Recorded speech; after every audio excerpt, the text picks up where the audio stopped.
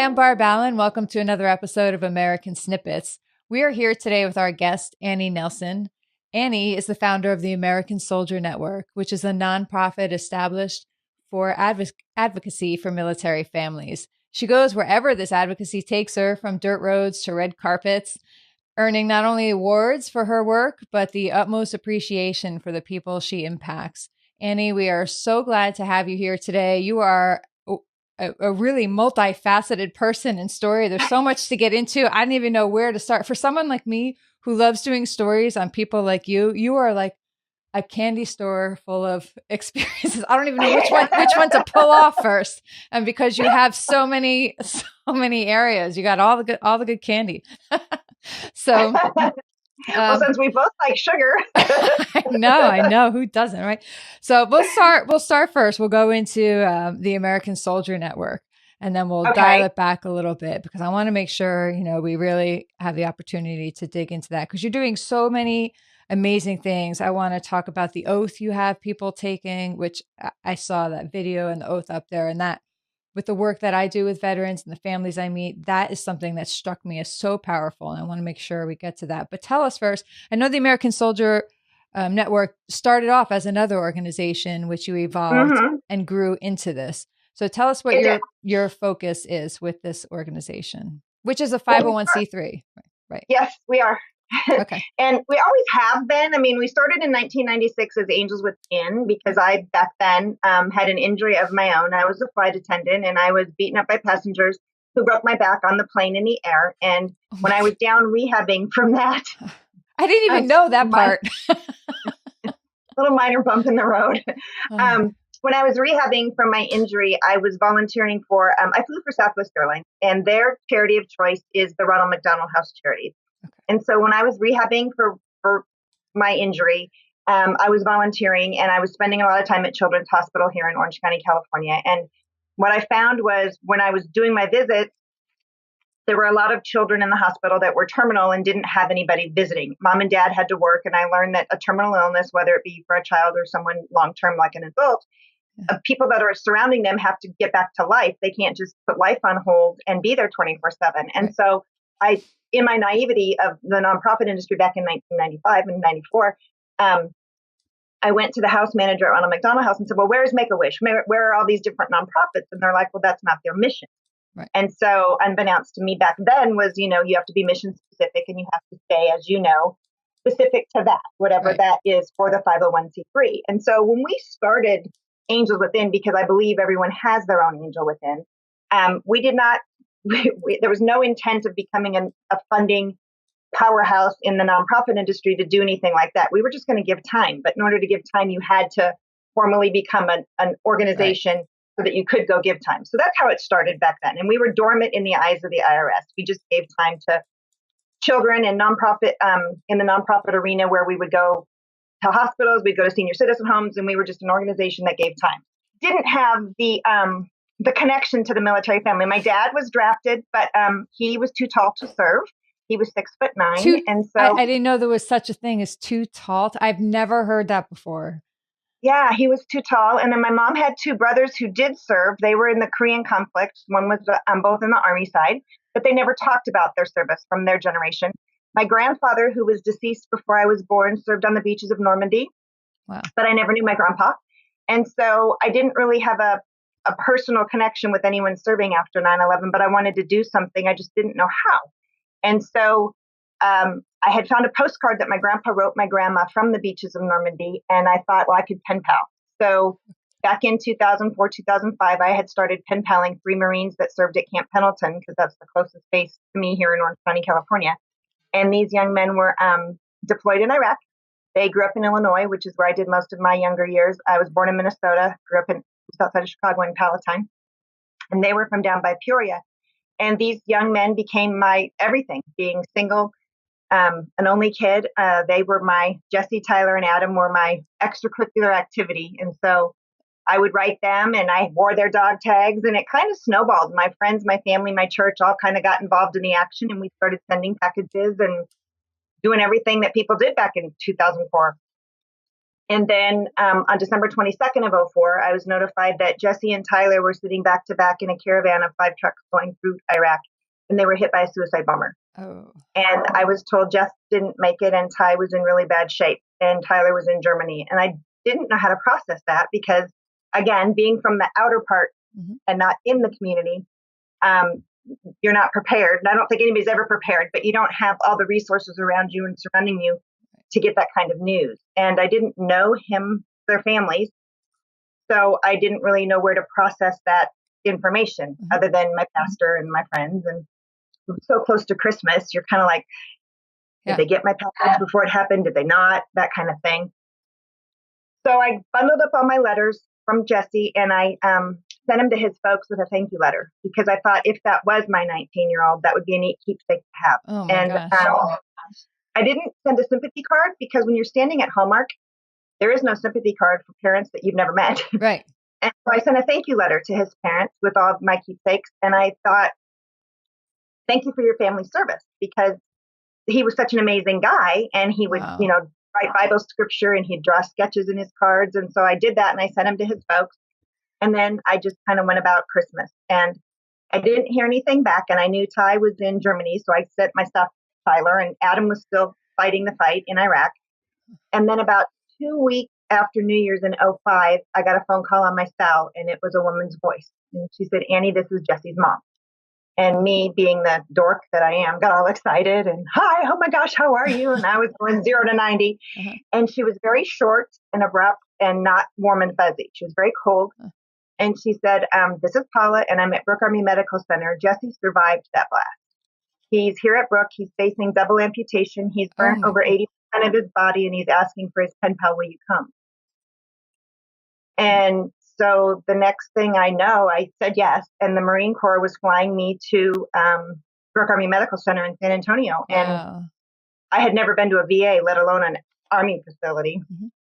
And I remember going down the escalators, if it was yesterday, this was in 2005, and there was a soldier in fatigues down or in his camis, I guess you'd call them nowadays, at the end of the escalator with a sign with my name on it. And I was going down that escalator thinking, oh, I am in so far over my head right now, but we're just going to roll with it. So I did, and I stayed at the Fisher House.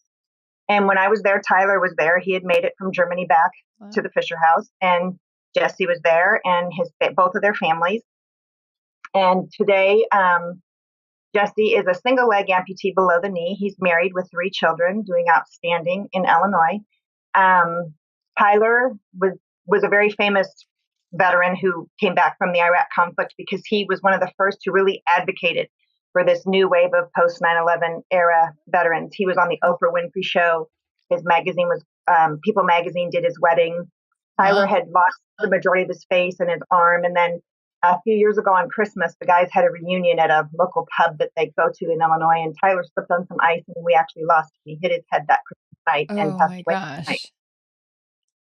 So he battled the demons and won, and was doing incredibly and advocating for all of his brothers. And then we lost him on ice on Christmas Eve, on a Christmas night. So that was a tough blow. But through all of my experience with them and the pen palship and the visits at Brooke and all the different experiences that were falling in my lap through them, Jesse and I would visit different guys down at Brooke. And me being from California and having a attachment to the entertainment industry, we would visit guys at Brooke. And back in '05, they didn't have this. They didn't have social media, they didn't have smartphones, they didn't have Facebook, they had nothing. Completely they had different world. Yeah.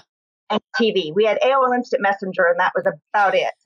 And we would go into rooms, and Jesse would be like, "Dude, she lives in Hollywood." And I'd be like, no, it's Orange County.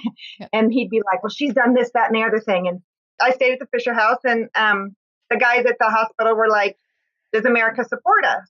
And so that's when I, after a couple trips, came home and told my lawyer that I knew what I was going to do. And he was kind of looking at me like, "Oh, here we go." And I said, "We're going to change Angels Within, and we're going to make it an all nonprofit for veterans. And we're going to put on our big boy pants, and we're going to do what America needs to do. And we're going to raise money for awareness and change what everybody has, no matter what they're doing in this country. And that's a television." And so the initial intent was, when we created American Soldier Network, we refiled all of our paperwork and made us an all veteran, all military nonprofit.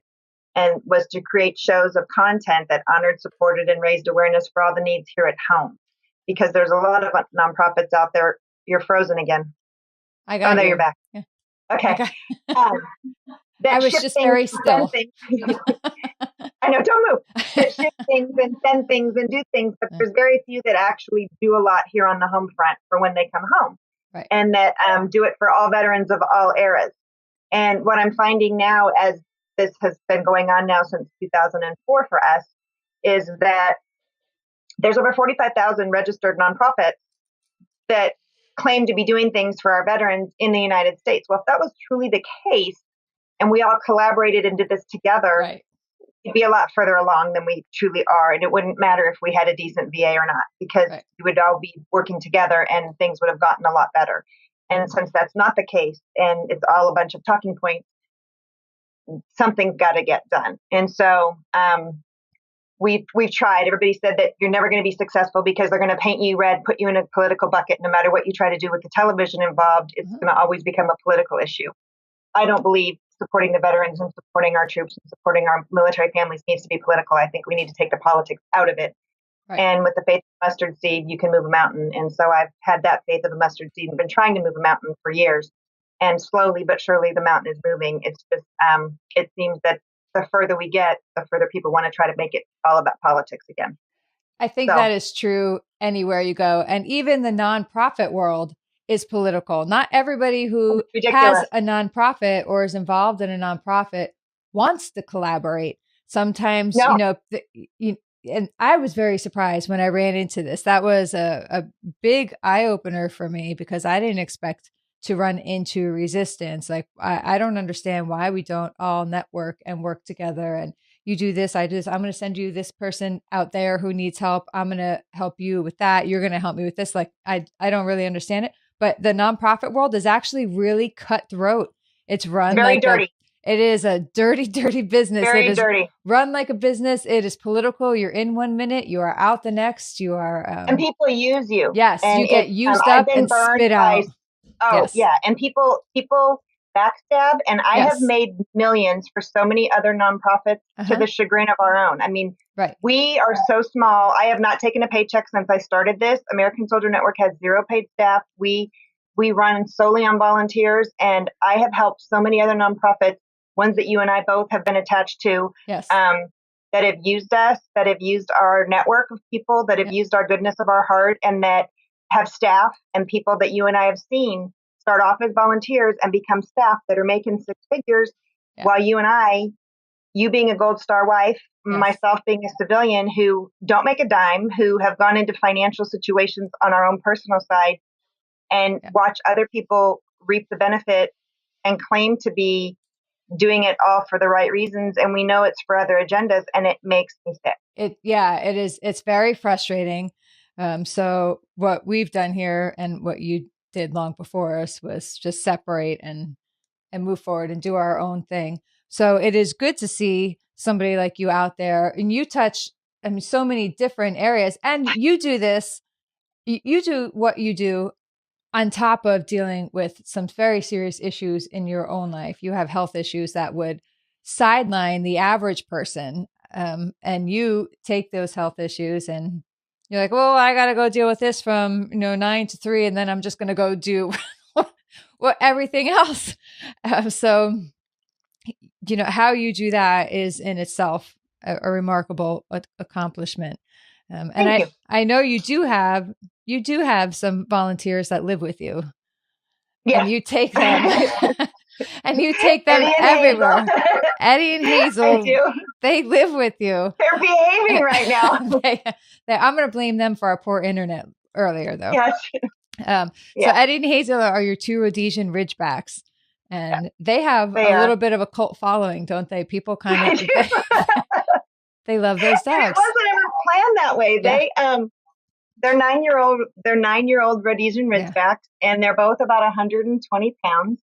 And they, I got them when they were 6 weeks old, and they were just too tiny to leave home. So they started doing visits with me, and they turned out to be emotional service animals, which was their walk. I never really planned that. they just started, they had a keen sense about them. And then the more I learned about the Ridgeback breed and found out in the US, they're the number one breed for families with children of autism and challenges, it made sense to me that they would have been driven to this. But to see them with our veterans and with our wounded it's been such a joy. And then when I had my brain tumor, of course, and one of the things you were referring to, and went through my own journey of having to learn how to walk all over and talk all over, and having them here they were truly, I know what it's like to depend on a dog, and a service dog for that matter. They, God spelled backwards is dog, and they do. You've had your share of love from four-legged fur babies that have brought you through some pretty amazing times, and the kids, and seeing our heroes transformed by the love of an animal, and seeing so many organizations now pop up with service animals to help treat PTS. Me being a PTS survivor, I was diagnosed with post-traumatic stress syndrome once I was beat up on the airline. Right. And back then it was post-traumatic stress syndrome. We fought for years to get rid of the S, and then they just changed it to a D for a disorder. It's not a syndrome or a disorder. Those are diagnoses for insurance purposes. It's a stress, and you can get rid of it. It's just, it takes work, and it takes commitment and a determination to heal. So, but dogs are amazing, and the work they do is so worth investing in, and getting the awareness out there, especially for the families. I mean, they serve the whole family, not just the veteran. Yes, they do. So the work you do with American Soldier Network, tell us who specifically. I know, and on the site it says you raise awareness, but raising awareness is a very broad term. You do more than raise awareness. You follow, you follow through, and you directly touch. So tell us about some of the ways that you actually have actionable steps. Right now, over the past, since 2004, we've had different projects that we've worked on. And like this year is our 12th year doing our swag bags at Christmas. And our swag stands for Showing Warriors America's Gratitude. And we've done at least 500 on the low end, over 1,000 some years, that we do swag bags for our combat wounded, ill, and injured at the Naval Hospital of San Diego and at Camp Pendleton's Wounded Warrior Battalion. And so we stuff bags at Christmas, and then each of those bags are put handmade Christmas cards from children across the country. And I said Christmas, yes. Oh my God. Wow. But children from across the country make handmade Christmas cards of thanks that go in every single bag. So there's a personal note from an appreciative child in each of those bags. And then we have our Hearts for Heroes program, which is similar, but those go to older generation veterans at Valentine's Day. And then we do our shoe drive every year, which we collect used shoes throughout the community. And those shoes end up in third world countries that our troops have actually served in, and shoe the impoverished. And we raise money per pound by those. And then right now we're tackling the suicide epidemic. Right. We found that, I won't mention the number, because the number that you see hashtags and you see popping up all over, it was never accurate. Number one, that number was derived of the study that the VA did back in, I think it was 2010, and it only studied 21 states in the country, and they left out California and Texas, and they only did a specific demographic, and it was all older veterans. Mm-hmm. So that number that pops up that is two of the same number has never been accurate. And right now we have everybody hashtagging it and naming nonprofits after it and doing push-ups after it. And I don't see anybody doing anything to actually combat suicide. So we at American Soldier Network have taken on a huge undertaking, and we have launched ruckup.org, and Ruckup will launch January of 2018. It is a portal that I am incredibly excited about and incredibly proud of. It's a huge financial undertaking. It's the biggest thing we've ever done, but it is going to serve the entire veteran community and military family community. And it's a 3-part portal, and it has the foxhole in it, which we've partnered with ID.me. And ID.me for the veteran community, they already are aware of it. You have to use ID.me for the VA, for the DoD, on Hurley. We have ID.me, and ID.me, you have to go through ID.me to get into the foxhole, and then you have to be a veteran or a military member to get in the foxhole. And the foxhole is a completely secure chat space monitored by veterans for veterans. And the software inside the foxhole is so specific and technically savvy that if there's a veteran suffering inside the foxhole and he is in a crisis mode, the software will send a red flag alert to the veteran monitoring team right then and there, and they will be able to interact and do an intervention with that veteran in that space right then and there. So they can save a vet can help a vet right then and there. And then they have the caregiver corner. And the caregiver corner is not safe and secure, but it's a place for caregivers across the country. Caregivers meaning spouses, girlfriends, parents, whomever is caregiving that veteran, whether it be a man or a woman veteran. And let's say a caregiver in Montana needs to link up with another caregiver in Montana and just say, hey, what are you doing? I have a veteran who needs substance abuse help, needs a VA. We're using this VA and it's horrible. Or can you help us navigate? We're new in this. Then the caregiver corner is going to be a safe space for them to communicate and connect with other caregivers. And then the other part of the wrap up is everybody's familiar with Angie's List. So we have a section in there, the healing happens, similar to Angie's List, except it's categorized by state, and it's all of the for-profit and nonprofit facilities across the country that treat post-traumatic stress, CTE, depression, TBI, alcoholism, and addiction for opioids that specializes in veteran care and has been vetted so that a caregiver or a veteran or a military member has one-stop shop. They have a secure space to connect, they have a caregiving place to connect, and they have a place that they can see all of the other options across the country that are available to them that is not the VA and is not provided by the DoD. So it's a completely safe and secure space for veterans, by veterans, and monitored by veterans, and put out there that's vetted. So if somebody, and I'm asking this for a reason for myself too. So if somebody has a resource, an organization that they know is valid and worthy, and does treat and has a success rate, just email it to us at info@americansoldiernetwork.org so we can have them listed on the site. Yes. Okay. I have a couple.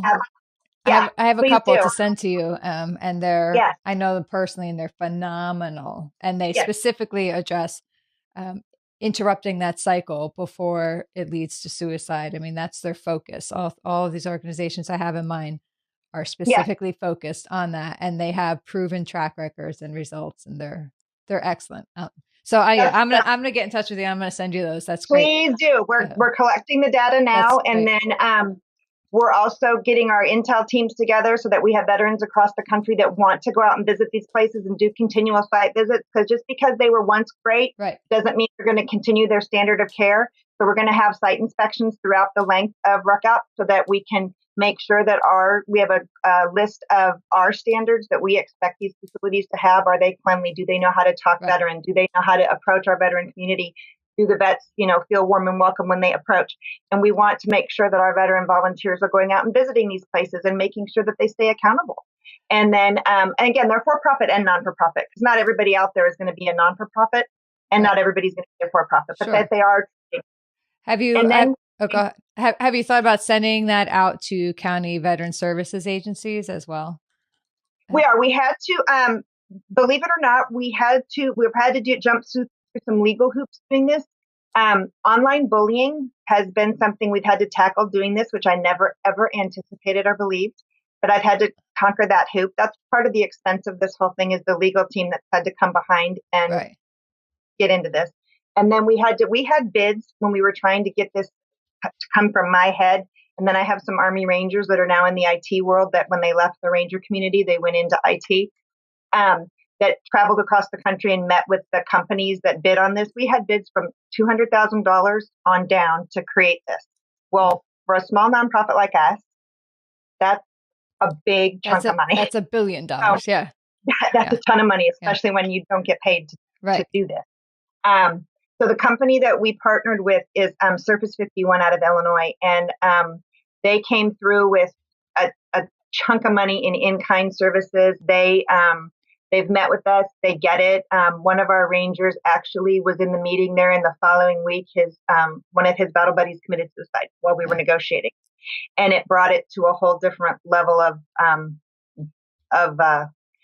I don't want to say buy-in, but it brought it full circle with that specific thing. It became more real. And and then our partnership with IDMe has just been amazing. It's personal. The founder there knows our team of Rangers that is doing the development with us. And it came full circle. Everybody's been touched by the suicide epidemic. I buried 30 last year, 5 active duty, and I was done. And then that's where the oath came, the I choose to live oath. Yeah. So we have a 3-pillar approach to suicide prevention and awareness. One is the I Choose to Live oath, which we've had 17 saves.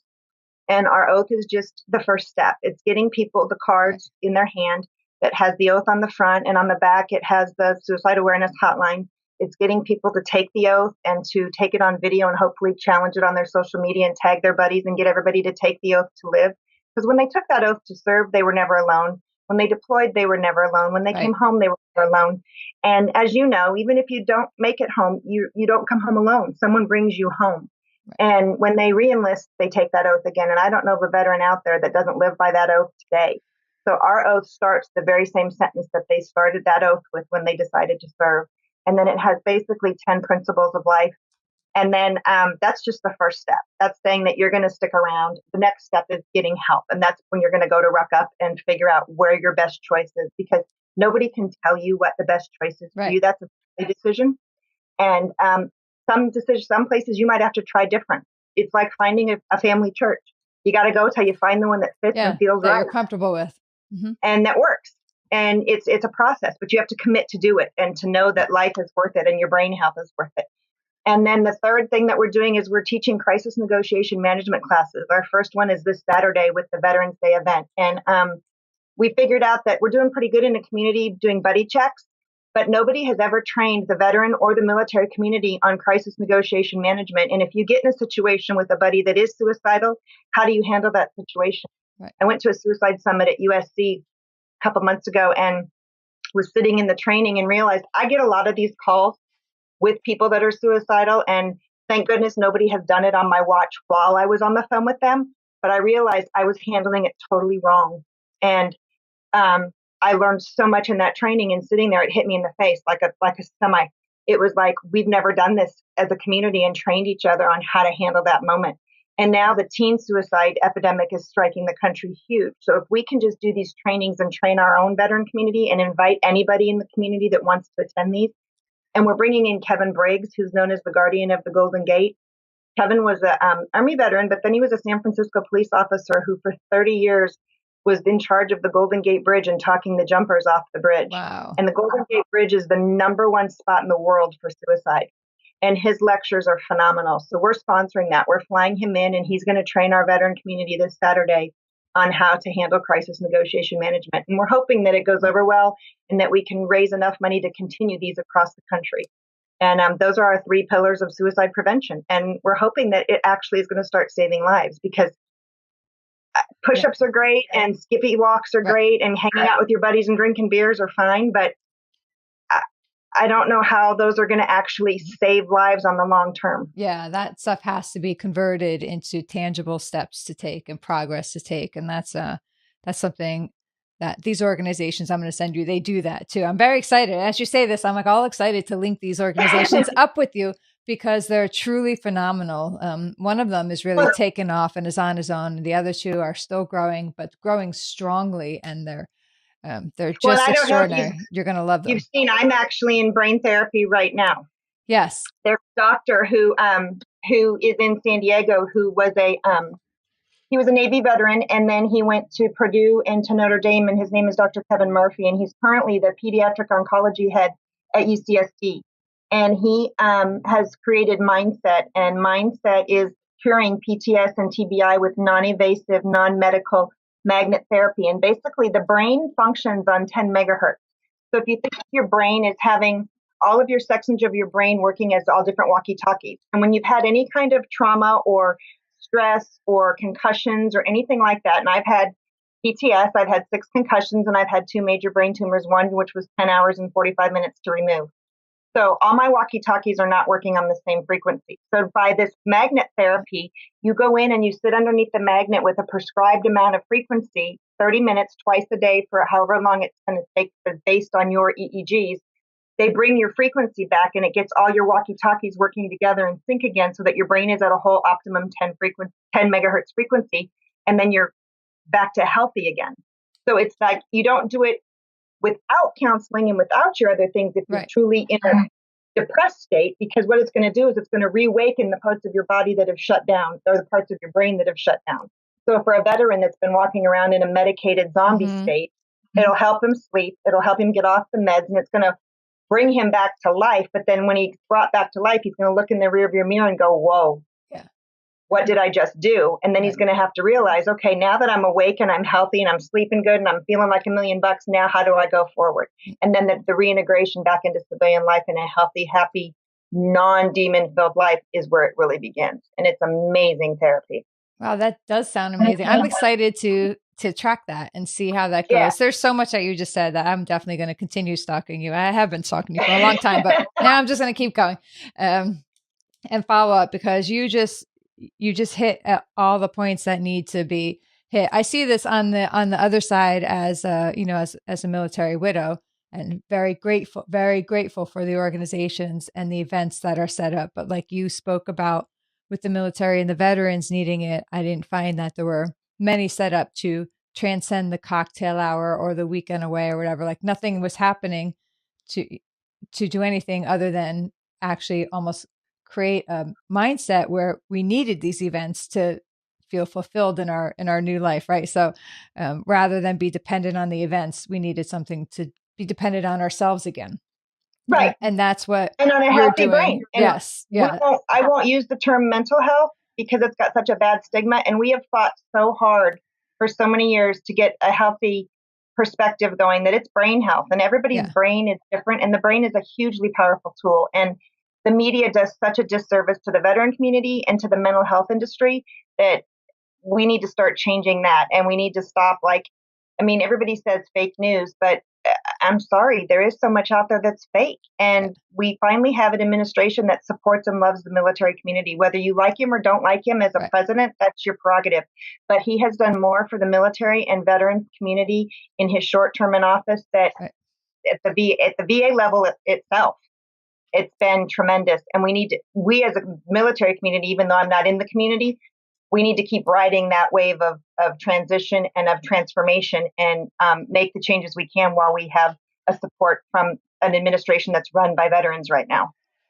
Well, it is really important work that you're doing, and it's refreshing to see somebody doing this who didn't serve. A lot of people will say, I didn't serve, but this is the way you're serving. This is how, but you don't have to wear the uniform of the country to serve our country and our community. And every single thing that somebody is doing to give back makes an impact. And it's what makes the country continue rolling the way we need it to roll. And what you're doing and taking care of the people who are our own front line is really an important, and their families, because their families are a part of that person too. So the fact the fact that you incorporate the families in that is huge too, and appreciated. And I look forward to seeing everything coming your way. I want to say back to your oath, and I keep coming back to this, and this is a good way to wrap it up, because I think this also personifies you, that one part in that oath where you say, I'm going to count my blessings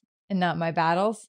I think that really just wraps up nicely everything that you do, everything that you live, first off, and everything that you do and you help the military and their families do. So thank you on behalf of a military family, Oh, no, thank you. For doing what you do and for taking the time to be with us today. I know you're really busy and you have bigger venues, than us at the moment, but I appreciate it. And we look forward to getting the story out.